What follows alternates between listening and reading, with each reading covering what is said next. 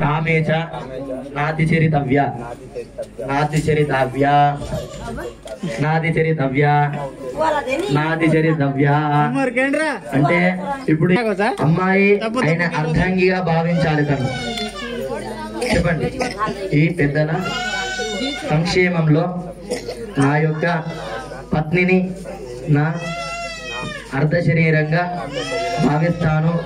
అలాగే నా శక్తిలో, నా సంపాదనలో, నా అనుగ్రహంలో, పెద్దల సంక్షేమంలో వేద ఘోష సాక్షిగా చెప్తున్నాను.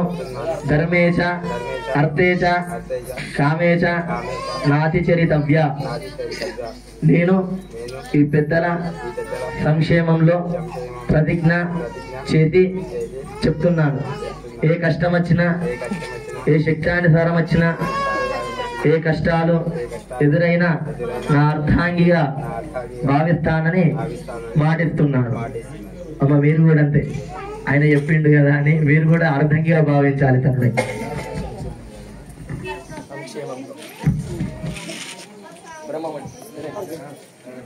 పక్కకు రండి.